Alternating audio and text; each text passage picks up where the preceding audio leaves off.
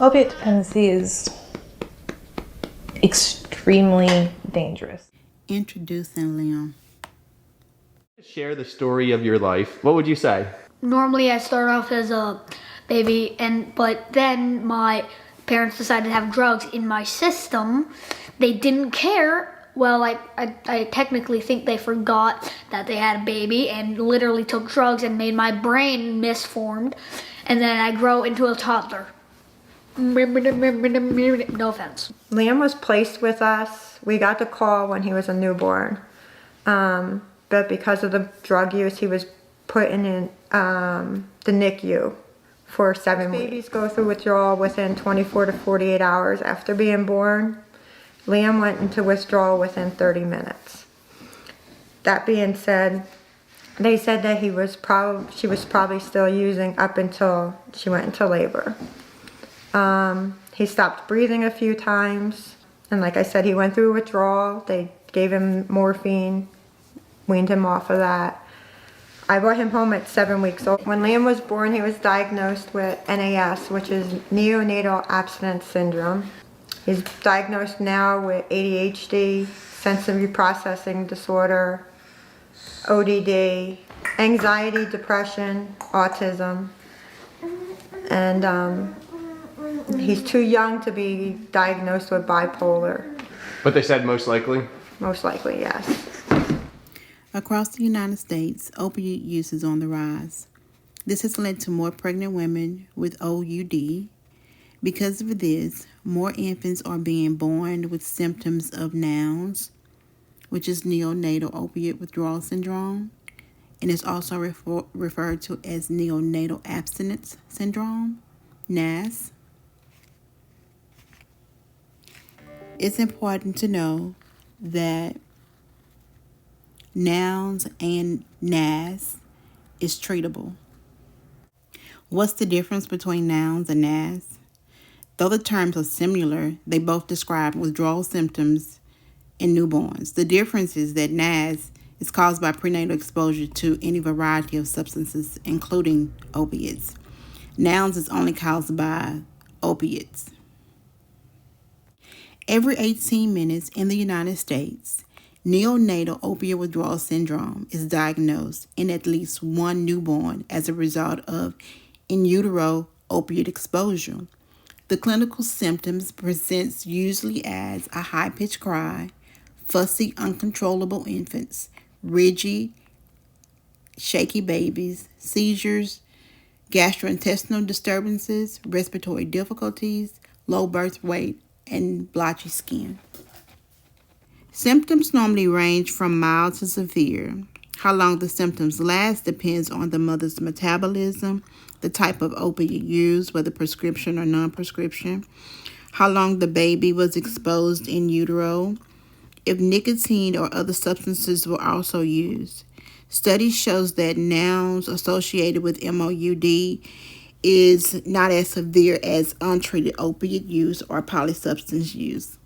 The onset, according to SAMHSA, begins within 24 to 48 hours and usually lasts depending upon what type of drug was used.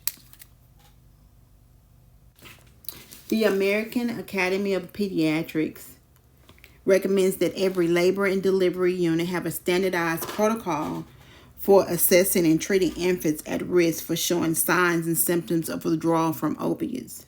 The most common scoring scale include the Finnegan Neonatal Abstinence Scoring System, Mother NAS System, which is a modified Finnegan scale, the Neonatal Withdrawal Scoring System, Neonatal Narcotic Withdrawal Index, and Withdrawal Inventory, as well as the Watts 1 scale. An infant born to a mother who used illicit or listed drugs during pregnancy should be monitored 4 to 7 days according to SAMHSA. The infant stay is usually anywhere from up to 7 days for a mild to moderate, up to several weeks if they need to be treated with medication. Some infants require management with morphine for severe treatment. The most common medications used for NOWS treatment is morphine is the first line of drugs. They also use methadone and buprenorphine. It is recommended that the non-pharmacological therapy is also used as a first line of therapy, and that includes low stimulation, skin-to-skin contact. Being able to room in with the mother is also helpful. Gentle patting. Breastfeeding is also recommended if there's no contraindication, if the mother doesn't have hepatitis or HIV or are on illicit drugs. It is also known that most babies do not require NICU care. They use also a eat, sleep, and console protocol. Managing NOWS symptoms can be different for each baby. It may be helpful to lessen the discomfort of the baby withdrawal symptoms if the room is quiet with dim lights and there are a limited number of visitors. Some babies prefer to be snuggled tightly. Parents can often find the baby withdrawal symptoms challenging to manage. It is helpful to remind them that the pediatrician, the nurses, the staff, and family can support them if they become overwhelmed. As it refers to breastfeeding, women who are medicated for MOUD and are stable in recovery are considered safe for breastfeeding. The American Academy of Pediatrics recommend breastfeeding as the sole source of nutrition for the baby. Breastfeeding can help reduce the baby's withdrawal symptom. It can also shorten the baby's hospital stay. Naloxone in breast milk has not been studied extensively. It is believed that the benefits of breastfeeding outweighs the risk of naloxone exposure. It is important to have the mother to collaborate with her provider and give full disclosure about the lack of research before deciding on breastfeeding. Useful components for the NOWS risk assessment are toxicology screening of the mother and the infant, as well as a recent drug use history and pharmacotherapies that the pregnant mother may be on. Note that the mother toxicology, all testing on the mother requires an informed consent. However, the neonate, the infant, does not require a maternal consent. And the easiest method of collecting a toxicology on the infant is a urine drug screen, though there are other tools that can be used, like the amniotic fluid, the cord blood, meconium, the umbilical cord, the hair. Most pregnant women receiving MOUD experience intense anxiety, stress, and fear, knowing that they will be reported to CPS upon delivery. Participants describe the state-mandated reporting process as discriminatory, unjust, and stigmatizing. It often creates a barrier for continuation of MOUD treatment. All hospitals must report to the state agency whether a mother is using substances when giving birth, whether that's illicit or illicit. This report is often used to make sure that a safe plan of care is in place to deal with both the mother and the child's well-being.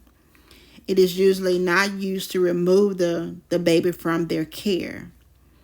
Participating in OUD treatment before and after the birth of a baby shows a commitment to provide a safe, nurturing environment for their child.